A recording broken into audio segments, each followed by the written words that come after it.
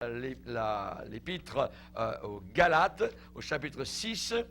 On va relire le passage, chapitre 6, Galates, chapitre 6, dans le message intitulé spécialement « L'homme le plus fort au monde ». L'homme le plus fort au monde, dans Galates, chapitre 6, et nous relisons spécialement, tout à fait à la fin de ce chapitre-là, à partir du verset 7, où il est dit « Ne vous y trompez pas », donc ne soyez pas séduits, be not deceived, ne vous y trompez pas, on ne se moque pas de Dieu. Ce qu'un homme aura semé, il le moissonnera aussi. Celui qui sème pour sa chair moissonnera de la chair la corruption. Mais celui qui sème pour l'esprit moissonnera de l'esprit la vie éternelle. Ne nous lassons pas de faire le bien.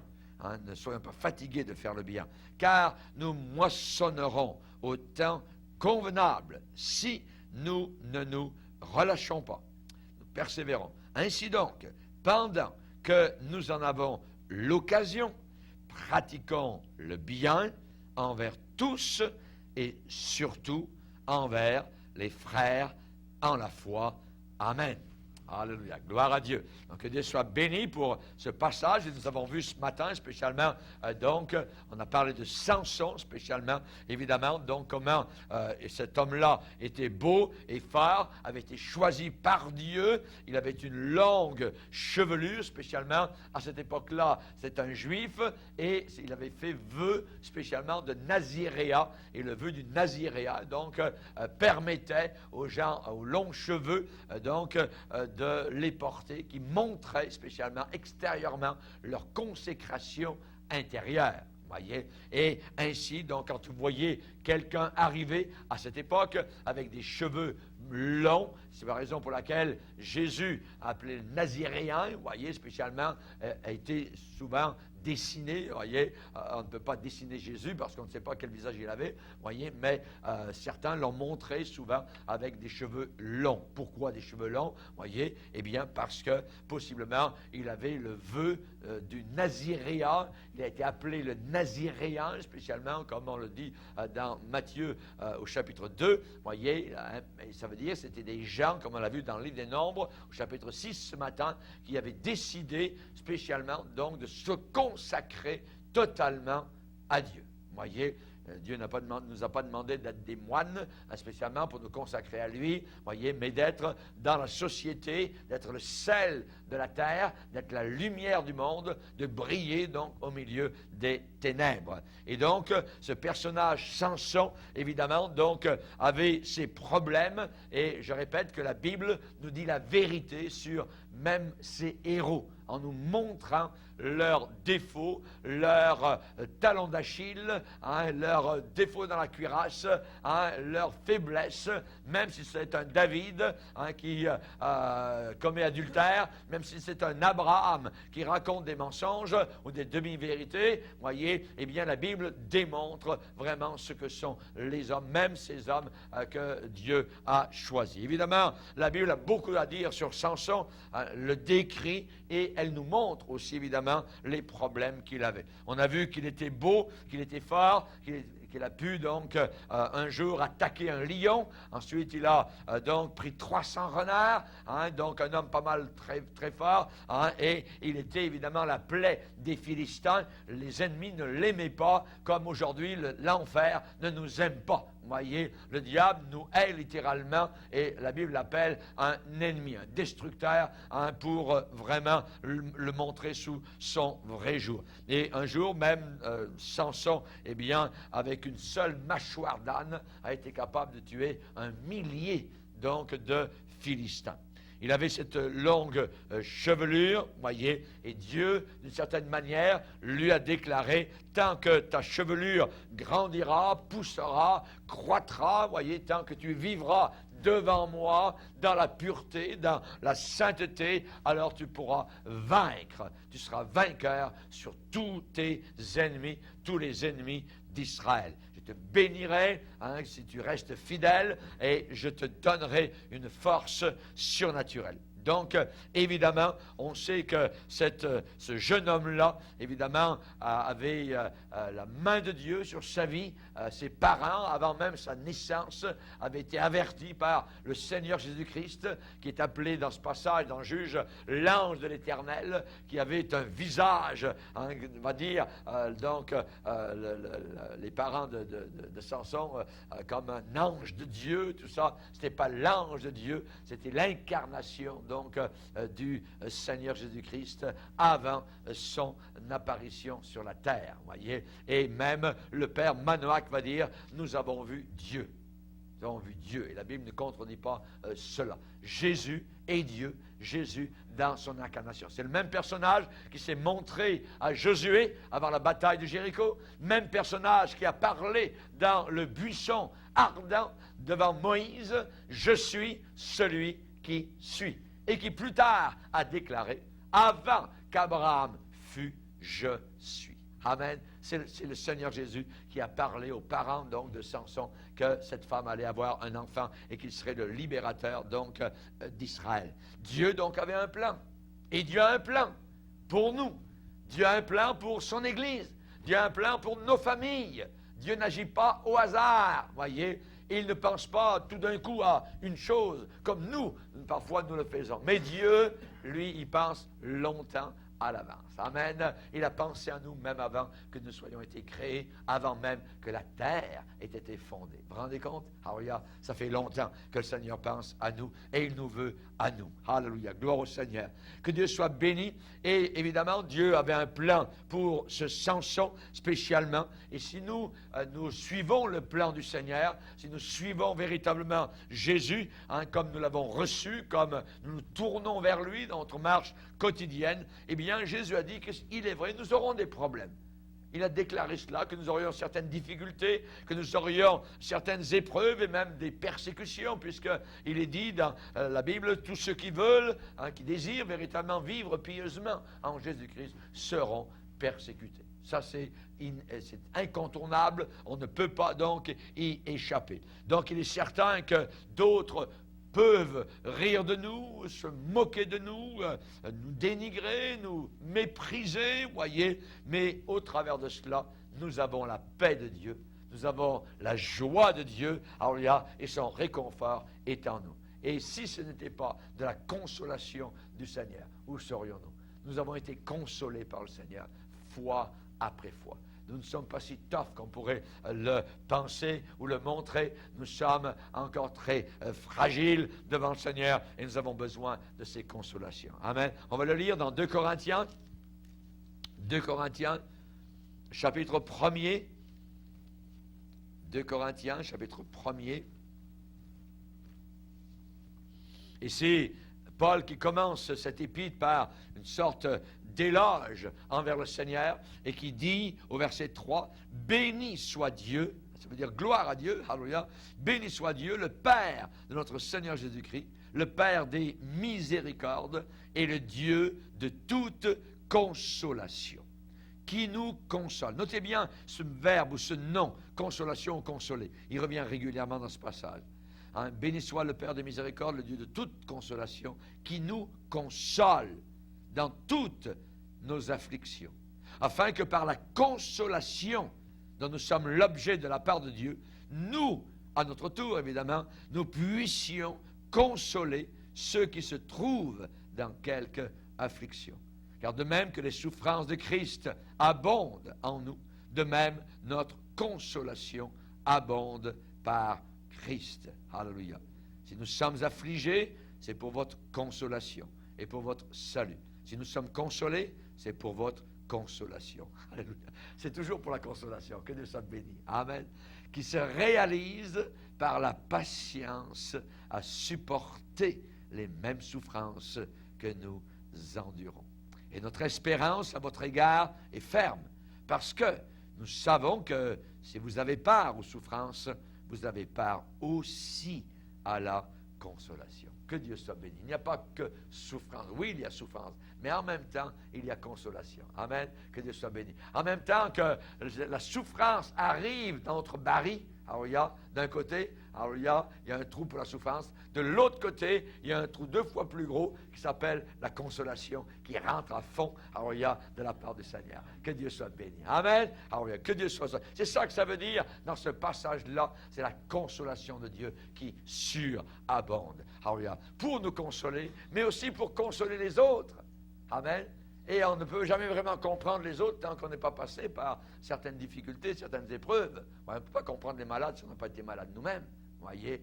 Mais quand on a été malade, on sait très très bien ce que veut dire un lit d'hôpital. On sait très bien ce que ça veut dire qu'on se sent faible, on sent qu'on n'a plus aucune force, qu'on est dans le lit et là on dit, mais voyons, non, j'ai plus la force, voyez, et on ne peut pas la faire revenir de nous-mêmes si ce n'était le Seigneur qui nous la redonne. Remercions le Seigneur pour la force, la vigueur, ainsi de suite que nous avons. Combien de fois il nous a consolés pour que nous, à notre tour, nous puissions consoler ceux qui sont dans quelque épreuve, dans quelque affliction. Amen. Gloire au Seigneur. Que Dieu soit béni.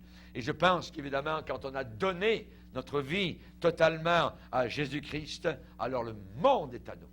Le monde nous appartient, alléluia. Et pourquoi? Parce que le futur appartient aux chrétiens. Alléluia. Gloire au Seigneur. Le futur appartient aux chrétiens. Lisez cela avec moi dans 1 Corinthiens chapitre 3. 1 Corinthiens chapitre 3, verset 21. 1 Corinthiens 3, verset 21. Il dit que personne donc ne mette sa gloire dans des hommes, parce que tout est à vous. Soit Paul, soit Apollos, soit Céphas, soit le monde, soit la vie, soit la mort, soit les choses présentes, soit les choses à venir. Tout est à vous. Et vous êtes à Christ, et Christ est à Dieu. Le cercle est fermé. La boucle, alléluia, est ferme. Que Dieu soit béni. Que Dieu soit béni. Ça veut dire, l'avenir appartient aux chrétiens. Alléluia. L'avenir, le futur appartient à ceux qui sont à Jésus-Christ. Merci Seigneur. La Bible enseigne que le royaume de Dieu va vaincre un jour.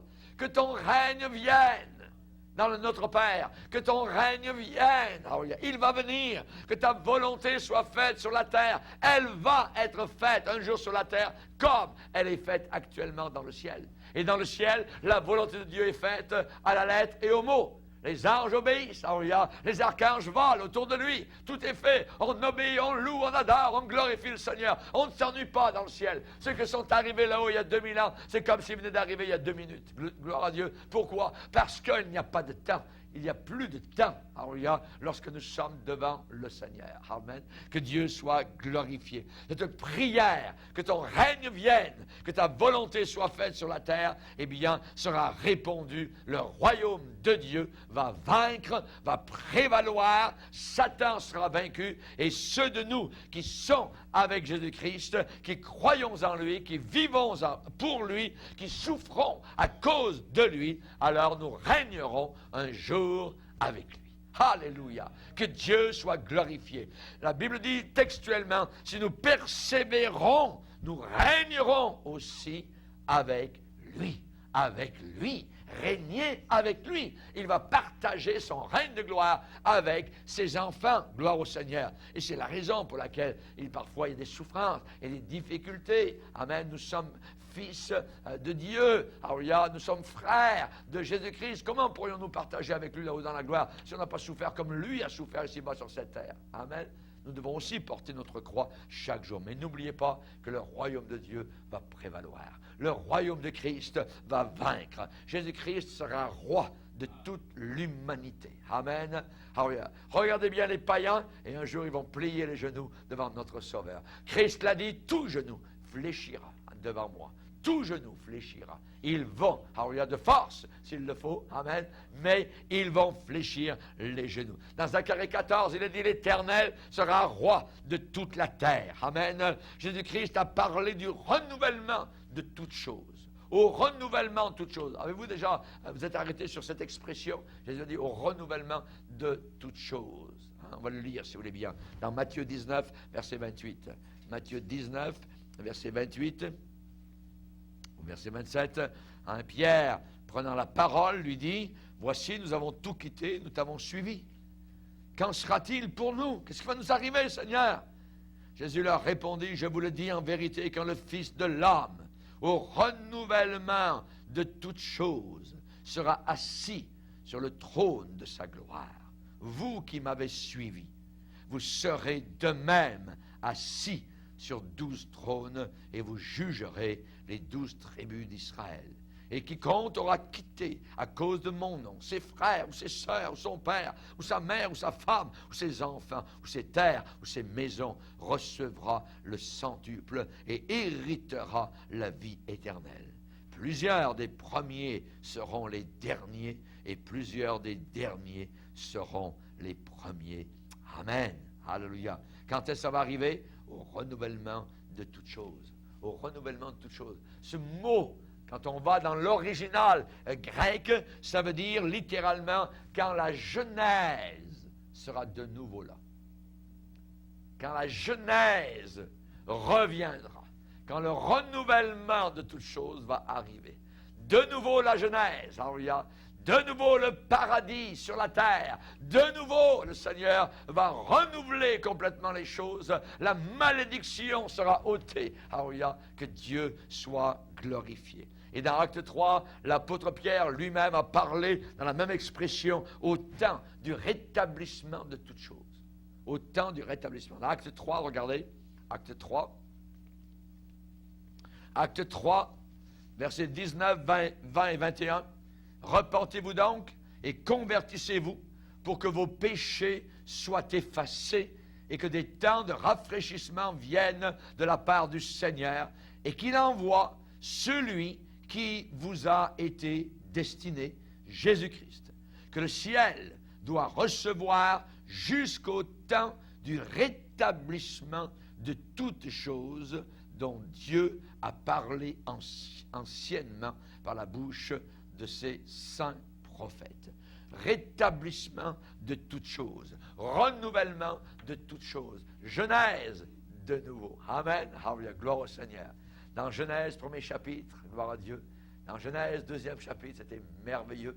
Adam et Ève étaient heureux, alléluia, vivaient avec Dieu, en communion avec Dieu. Dieu venait les visiter tout le temps. Et Dieu nous visitera chaque jour, nous le verrons face à face. Alléluia, gloire à Dieu. Nous aurons un corps renouvelé. Ce sera le renouvellement de toutes choses. Que Dieu soit béni.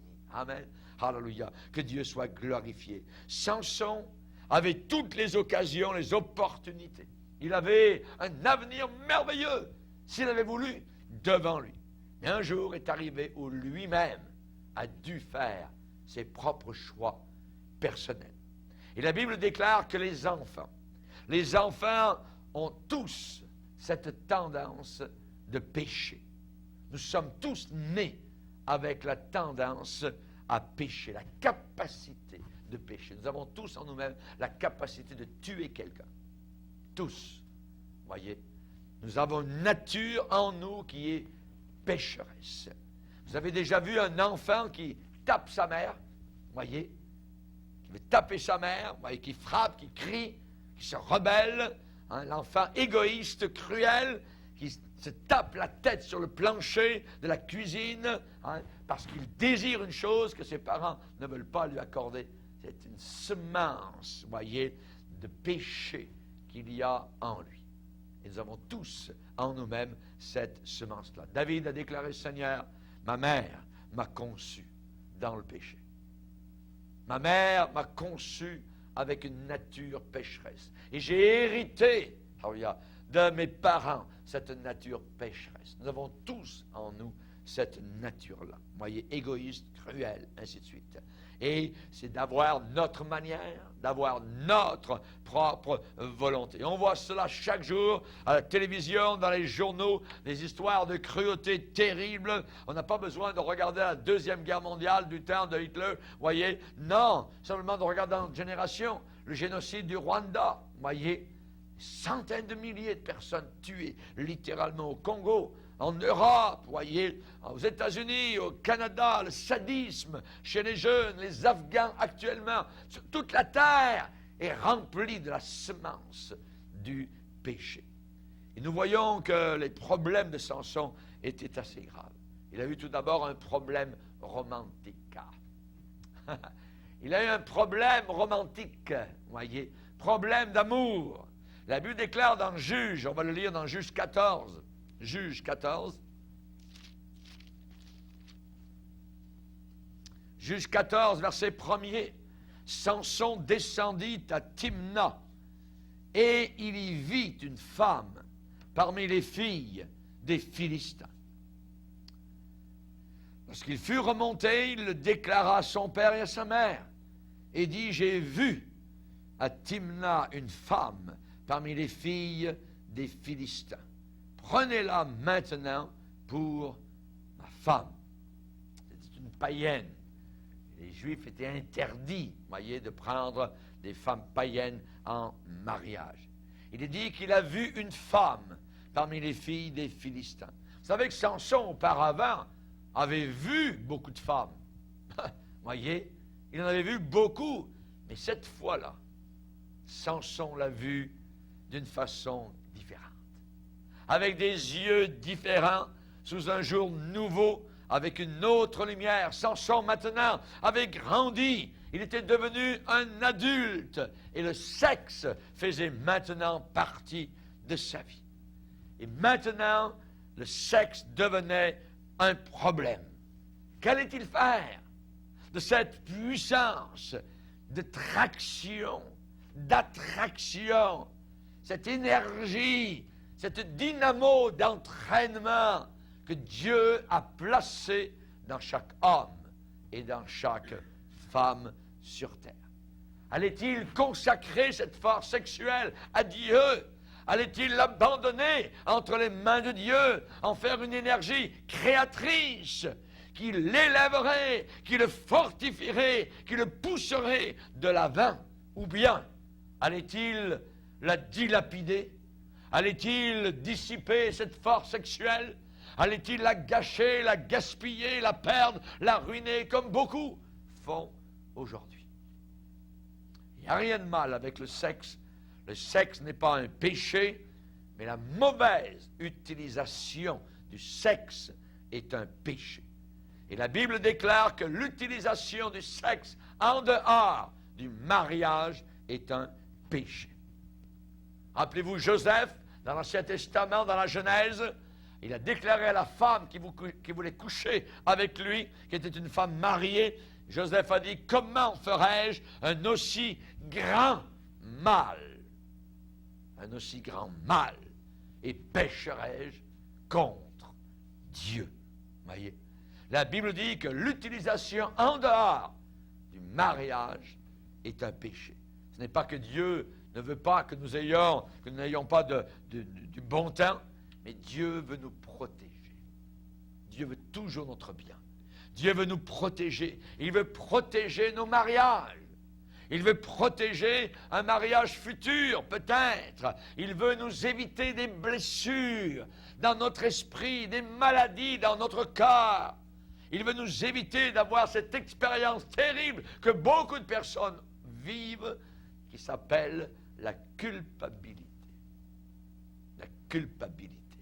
Aujourd'hui, la psychologie essaye d'enlever cela, de mettre d'autres mots, de gommer, d'effacer cela. Mais la culpabilité est encore là. Le doigt accusateur est encore sur la personne, disant « Tu as fait mal, tu n'as pas bien agi, ce n'est pas bien ce que tu viens de faire. » Voyez? Et la plupart des gens vivent sous le tourment terrible de la culpabilité.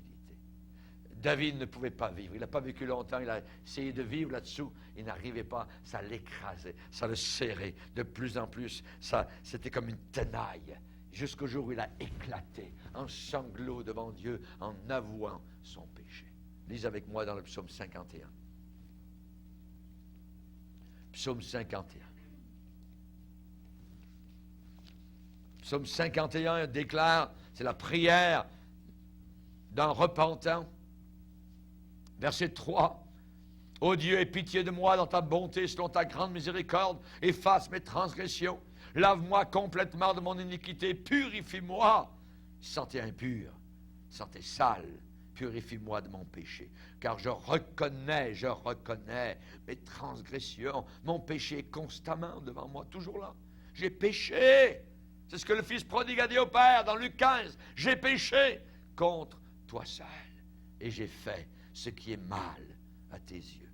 en sorte que tu seras juste dans ta sentence, sans reproche dans ton jugement. Voici, je suis né dans l'iniquité. Ma mère m'a conçu dans le péché. Mais tu veux que la vérité soit au fond du cœur. Fais donc pénétrer la sagesse au-dedans de moi. Purifie-moi, lave-moi, et ainsi de suite. Hein, si vous lisez le psaume 51. Et il y a un autre psaume où il parle de la même expérience, le psaume 32. Regardez, psaume 32. Verset 3. Psaume 32. Tant que je me suis tu, tant que je n'ai pas avoué, tant que je n'ai pas parlé, tant que je n'ai pas reconnu, tant que je me suis tu, mes os se consumaient. C'est comme un feu qu'il avait au fond de ses os. Je gémissais toute la journée, car nuit et jour, ta main s'appesantissait sur moi. Quelle lourdeur! Ma vigueur n'était plus que sécheresse comme celle de l'été. Il est en train de faire une dépression. Voyez, aujourd'hui, il y a beaucoup de dépressions qui viennent du péché. Je t'ai fait connaître mon péché. Je n'ai pas caché mon iniquité. J'ai dit, j'avouerai mes transgressions à l'Éternel, et tu as effacé la peine de mon péché. Qu'ainsi, que de cette manière, tout homme pieux te prie au temps convenable. Si de grandes eaux débordent, elles ne l'atteindront nullement. Et ainsi de suite. Voyez, donc on voit que David a vécu sous ce poids de culpabilité. Évidemment, quand il a avoué, eh bien, il a été comme libéré. Amen, gloire au Seigneur. Et la Bible parle du sexe en disant que non seulement le sexe en dehors du mariage est un péché, mais spécialement, la Bible dit que c'est une offense envers Dieu. C'est une offense envers le Seigneur. Pourquoi? Parce que Dieu, du haut du mont Sinaï, a donné à Moïse les 10 commandements, et un de ces commandements était: tu ne commettras pas d'immoralité, tu ne commettras pas d'adultère, tu ne convoiteras pas la femme de ton prochain. Samson était beau, Samson était élégant, il avait une belle démarche, il était jeune, et il est tombé, il a chuté à ce point-là. Pourquoi? Eh bien, ce Samson qui aurait pu devenir un Moïse, voyez, qui l'avait précédé. Il aurait pu devenir un grand homme. Il aurait pu devenir un Abraham Lincoln. Il aurait pu devenir un Winston Churchill. Un puissant homme. Samson, bel avenir que Dieu avait pour lui. Mais il était trop intéressé dans les vins, dans les alcools, dans les femmes, dans la musique, dans les chansons, dans les fêtes, dans les parties, dans les clubs de nuit, dans les films, et ainsi de suite. Et Samson est tombé en amour avec la mauvaise femme. C'est son cœur qui l'a dirigé, et non pas Dieu. Et la Bible déclare que nous devons faire attention à notre propre cœur. Voyez. Je crois que Dieu a toujours la bonne femme pour chaque homme que Dieu veut voir marié ici-bas sur cette terre. Et si la personne soumet littéralement sa vie entre les mains de Dieu, alors Dieu amènera toujours la bonne personne vers celui qui veut faire la volonté du Seigneur. Amen. La Bible dit, en parlant de Adam spécialement, qui se sentait bien seul. Adam n'a pas cherché une femme, il ne pouvait rien chercher. Il ne savait même pas ce qu'il cherchait. Voyez. Mais il est dit que Dieu amena Ève vers l'homme. Dieu amena. C'est Dieu qui permet les rencontres. C'est Dieu qui organise les mariages. Gloire au Seigneur. Que Dieu soit glorifié. Et on voit dans la parole de Dieu le serviteur d'Abraham qui cherchait une femme pour le fils de son patron, Éléazar. Voyez, eh bien, il a déclaré: moi-même, étant en chemin, Dieu m'a conduit. Étant en chemin, Dieu m'a conduit. C'est quand nous sommes dans le chemin de Dieu que Dieu permet, présente la personne. Soudain, votre petit cœur fait boum, boum, boum, boum, boum. Voyez, ce n'est pas vous qui aviez prévu cela, mais étant en chemin, dans le chemin du Seigneur, Dieu vous a conduit. Moi, j'étais séparé de ma future épouse de 13 000 kilomètres. Dieu m'a dit: viens par ici. Alléluia. Alléluia, gloire à Dieu. J'étais dans le Pacifique Sud. Alléluia. Moi, j'ai prié: Seigneur, j'ai besoin d'une épouse. Dieu m'a amené ici à Montréal. Et quand j'ai fini l'étape Montréal, le Seigneur m'a dit: go east. Alléluia, va vers l'est. Je suis allé dans les cantons de l'est. Et mon épouse était là. Gloire à Dieu. Que Dieu soit béni. Et je le remercie. Pourquoi? Parce que Dieu ne se repent pas ni de ses dons, ni de ses appels. Et une bonne épouse, c'est un cadeau de l'Éternel.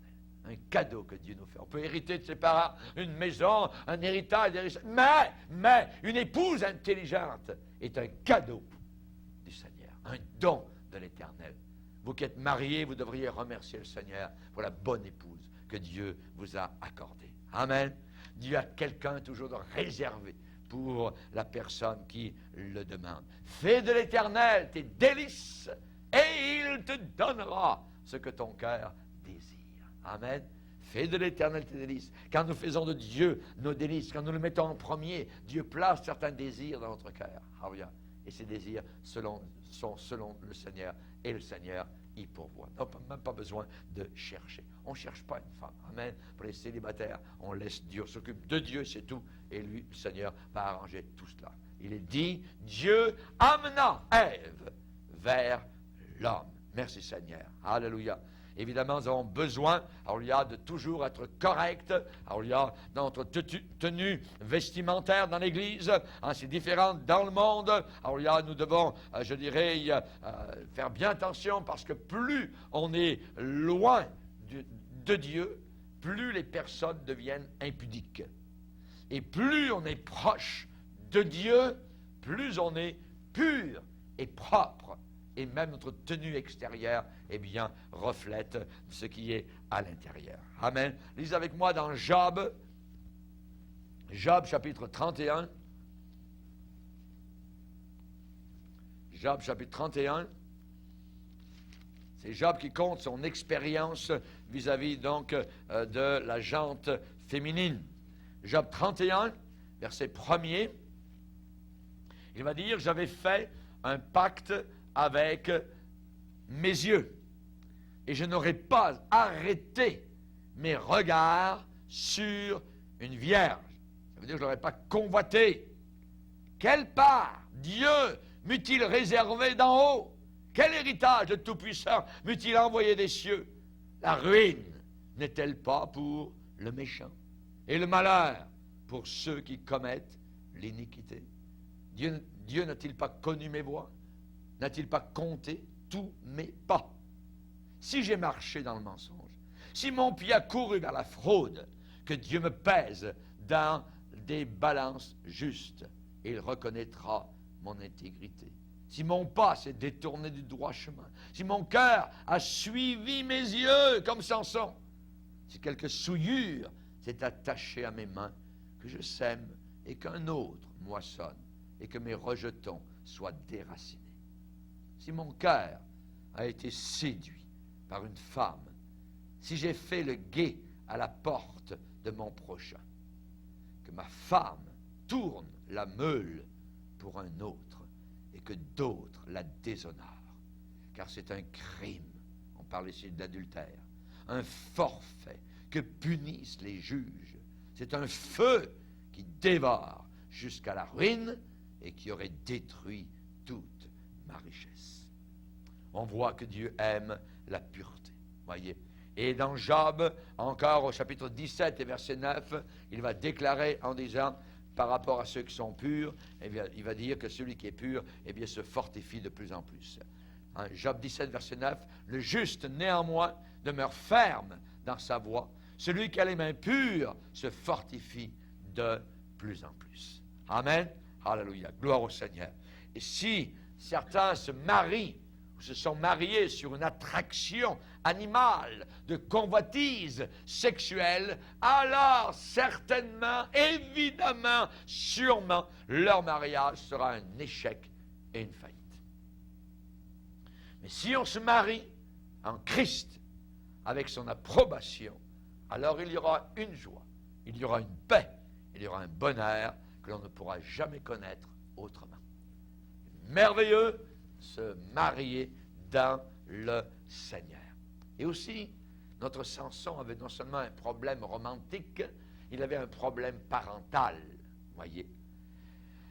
Un problème parental. Il y a une jeune fille un jour qui a écrit une lettre à ses parents et les a suppliés de revenir ensemble. Puis, elle est allée se suicider. Le verdict du coroner devant le cadavre de cette jeune femme Il a dit, elle s'est suicidée alors que l'équilibre de son esprit, son mental, n'était pas là. Elle était déséquilibrée et dérangée. Parfois, le problème ne vient pas des enfants. Parfois, le problème vient des parents.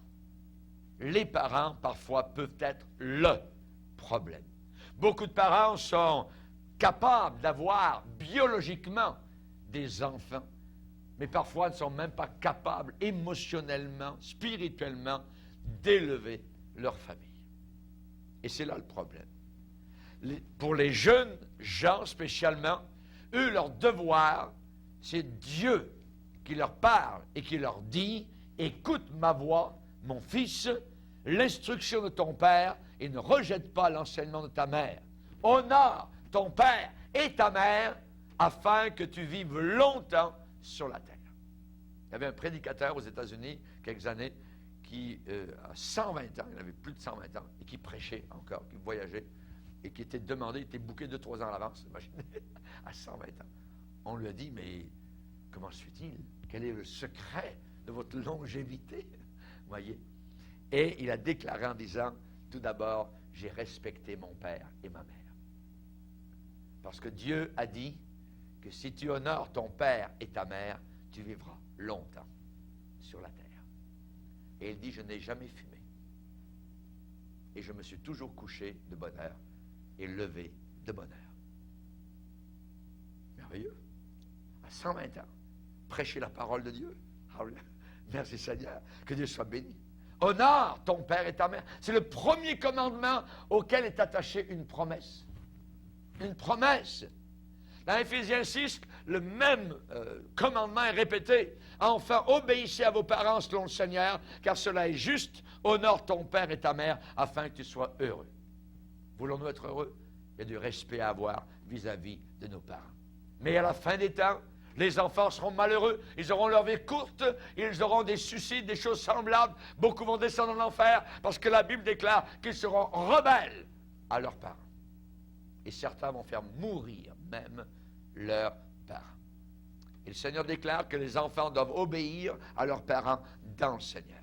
Dans le Seigneur. Voyez, dans le Seigneur. Enfants, obéissez à vos parents selon le Seigneur. Ça veut dire que les demandes des parents sur les enfants doivent être à l'intérieur du cadre de la volonté de Dieu, à l'intérieur du cadre de la parole de Dieu pour leurs enfants. Et les préceptes que doivent donner les parents doivent être de Dieu, doivent être selon sa parole. Et alors, ces parents-là seront dignes d'être obéis et respectés. Aujourd'hui, on sait qu'il y a des parents qui commettent l'inceste avec leurs enfants. Imaginez, c'est abominable.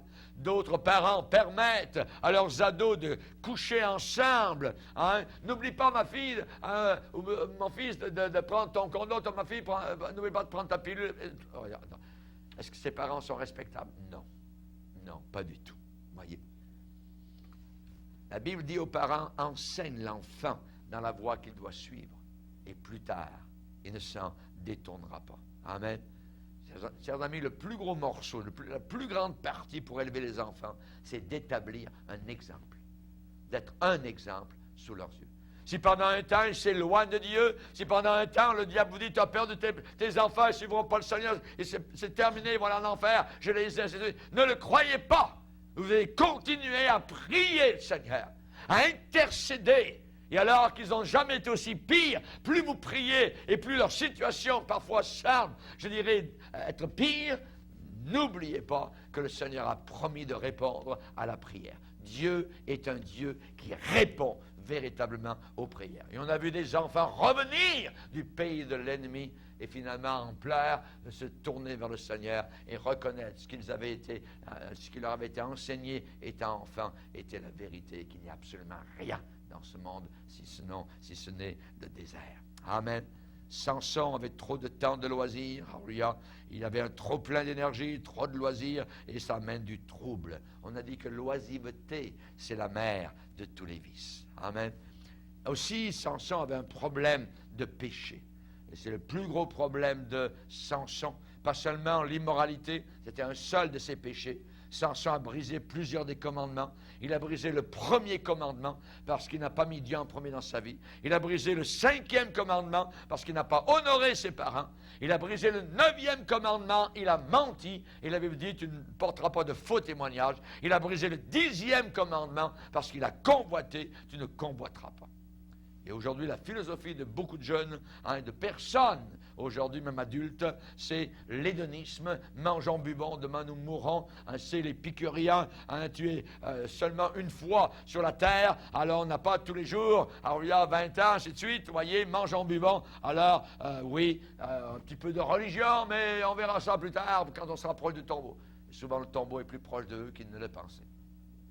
Ils ne réalisent pas qu'en réalité, ils endurcissent leur cœur. Chaque fois que quelqu'un pêche contre Christ, que quelqu'un rejette Jésus-Christ, à ce moment-là, le cœur s'endurcit à chaque fois. La Bible dit qu'aucun de vous ne s'endurcisse par la séduction du péché. Alléluia. Et nous avons besoin de savoir que Judas Iscariote était tellement endurci par le péché qu'il a été jusqu'à vendre le Seigneur Jésus-Christ pour 30 maudites pièces d'argent. Et certains, arrivent à 30 ans, 40 ans, 50 ans, 60 ans. Leur cœur est terriblement dur et endurci.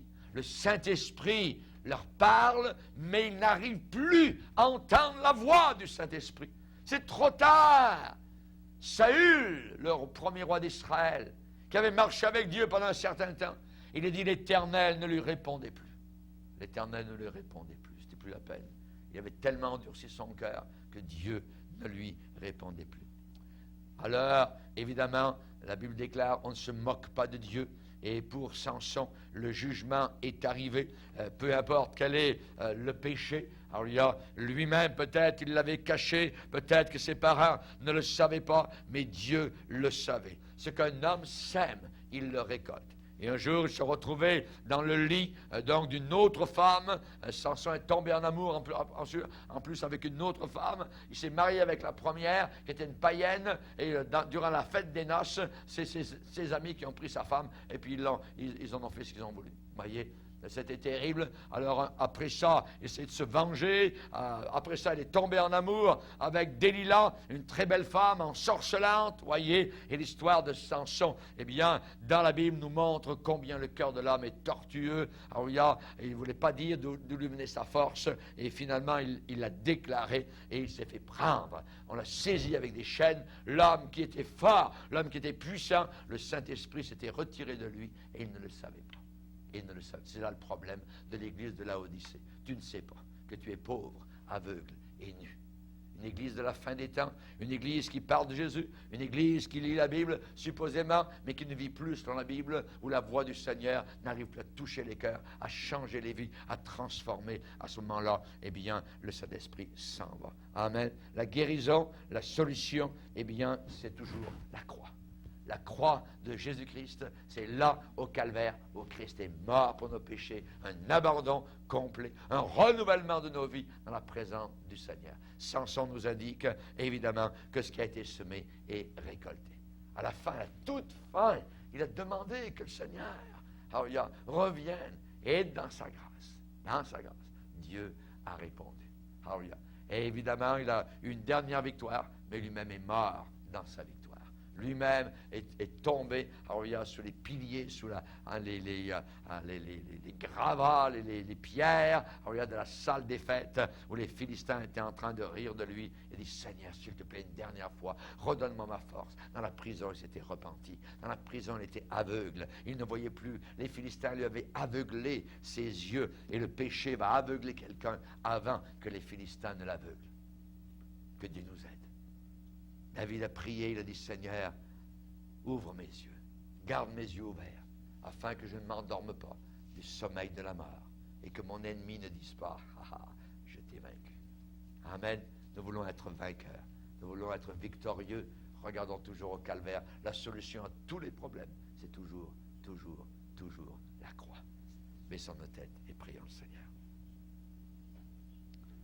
Seigneur, merci pour ta puissante parole. Merci pour le Saint-Esprit qui parle à nos cœurs. Merci pour ton Saint-Esprit, Seigneur, qui est toujours là pour nous aider à nous approcher de la croix. Alléluia. Seigneur, si nous sommes éloignés du calvaire, ramène-nous, Seigneur, dans tes bras d'amour, tes bras de miséricorde. Nous ne voulons pas danser dans le monde, dans les bras de Satan, Seigneur. Nous voulons au contraire, Seigneur Jésus, nous servir, Seigneur, de notre bon sens. Nous voulons toujours, Seigneur, suivre l'exemple du Fils prodigue. Nous voulons toujours nous humilier, marcher dans l'humilité, Seigneur. Nous reconnaissons nous-mêmes, Seigneur, qu'un jour nous étions dans ce monde perdus, avilis, Seigneur, complètement égarés, écartés de ta voix, Seigneur. Nous n'avions pas uniquement, Seigneur, brisé le premier commandement, le 5e, le 9e, le 10e. Nous avons brisé tous les commandements, car si nous en brisons un seul, c'est comme si tous ont été totalement brisés. Oui, merci Seigneur, nous reconnaissons, nous voulons jeter un œil, Seigneur, sur la fosse d'où nous avons été tirés. Merci pour ton grand pardon. Merci pour ton grand salut. Au nom du Sauveur Jésus. Amen. Et tout le peuple dit Amen. Gloire à Dieu. On va se lever ensemble et on va terminer par un cantique. Amen. Et celui qui vit en moi, que celui qui vit dans le monde. Jésus, Jésus, source de vie. Plus grand est celui qui vit en moi que celui qui vit dans le monde. Jésus, Jésus, source de vie.